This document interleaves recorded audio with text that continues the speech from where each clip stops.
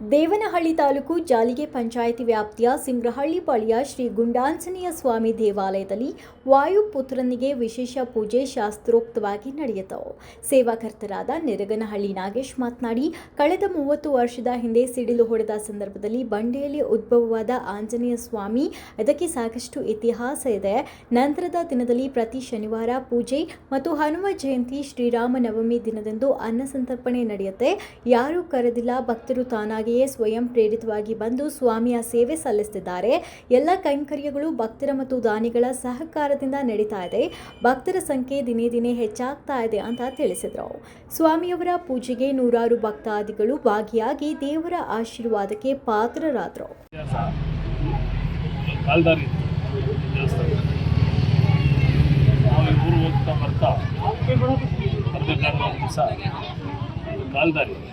ಇದು ಜಲ್ಲಿ road, IVC road ಅವರ ಒಂದು ಬಂಡಿದಾರಿ ಏನಾಯ್ತು ಅಂದರೆ, ಒಂದು ಸಲ ಬಂದಾಗ ರಾತ್ರಿ 10:30 ಸಿಡ್ಲು ಹೊಡೆದಾಗ ನಮಗೂ ಆವಾಗವಾಗ ಕನ್ಸಲ್ಲಿ ಬರ್ತಾ ಇತ್ತು, ಕೆನ್ನೆಗೆಲ್ಲ ಏಟು ಬೀಳ್ತು.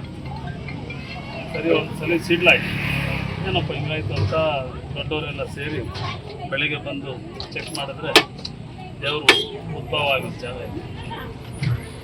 ಆವತ್ತಿಂದ ಇವತ್ತು ತನಕ ನಾವು ದಿನನಿತ್ಯ ಶನಿವಾರ ಪೂಜೆ ಮಾಡಿದ್ದು 30 ವರ್ಷದಿಂದ ಇಲ್ಲಿ ತನಕ ಬೇಕಾದಷ್ಟು ಎಲ್ಲ ಭಕ್ತರು ಸೇರಿ ಅನ್ನದಾನ ಮಾಡ್ಕೊಂಡು ದೇವರದ್ದು ಆಚರಣೆ ಮಾಡ್ಕೊಂಡು ಭಕ್ತರು ತಾನಾಗೇ ಎಲ್ಲ ಜಾಸ್ತಿ ಆಗಿದೆ.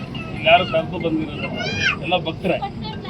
ಇಲ್ಲಿ ನಾವು ನಮ್ದು ಅಂತೇನಿಲ್ಲ, ಎಲ್ಲರೂ ಅವ್ರವ್ರ ಇಷ್ಟಾನುಸಾರ ರೇಷನ್ನು ಅದು ಇದು ತಂದು ಕೊಟ್ಟು ಈ ಒಂದು ಅನ್ನದಾನ 30 ವರ್ಷದಿಂದ ಗುಣ ಆಗ್ತಾ ಇದೆ. ಹಾಗಾಗಿ ಭಗವಂತನ ಒಂದು ಸತ್ಯ ಇದೆ. ಹಾಗಾಗಿ ಭಕ್ತರು ತುಂಬ ಬರ್ತಾ ಇದೆ.